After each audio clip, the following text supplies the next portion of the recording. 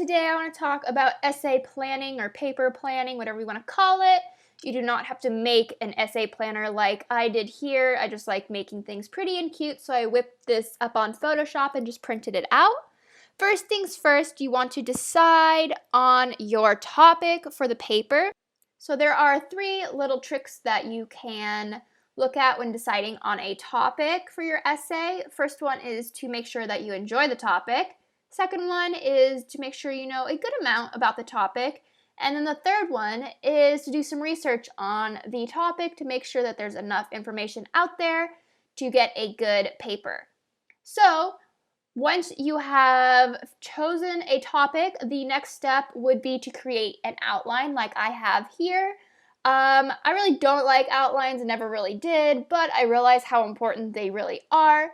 So what I do is I split the paper up into 5 parts consisting of the intro, body paragraphs, and conclusion.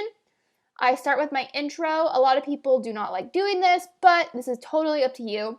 So I start with my intro, and I usually try to come up with a very rough version of my thesis statement. I am never really for sure on this part, so I know that I can always go back and change it if I need to. So once I have figured out my thesis, I will figure out a transition sentence into my body paragraphs. And then I go into my body paragraphs and decide on topic sentences and come up with examples and justifications for those examples and just research and decide where I want to place everything and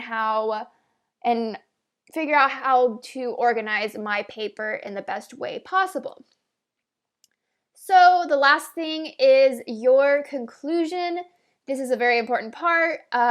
Things to just remember is you are restating your thesis in the conclusion, and you are going to briefly summarize the essay. So just remember those 2 things and you should be good to go.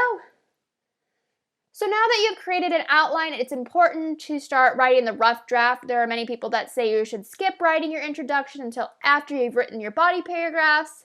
And I think this is totally up to you. I've never found any success in that, but it's up to you. Now that I have the rough draft done, I always try to get this done at least 4 days before the due date. That's just because most of my professors will read your rough draft and give you some feedback on it.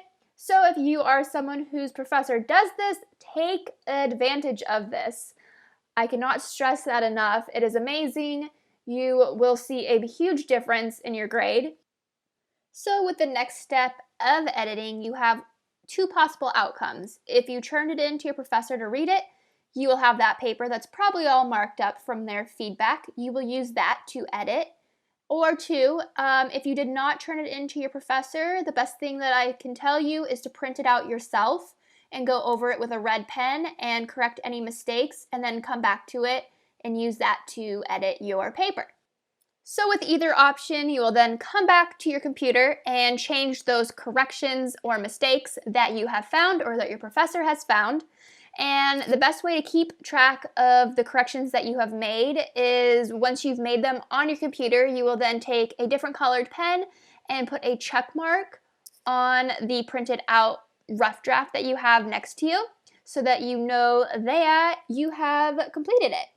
So that is it for today's video. I hope you enjoyed. I know writing a paper is never fun, but hopefully you'll be able to take something I said and use it on your next paper.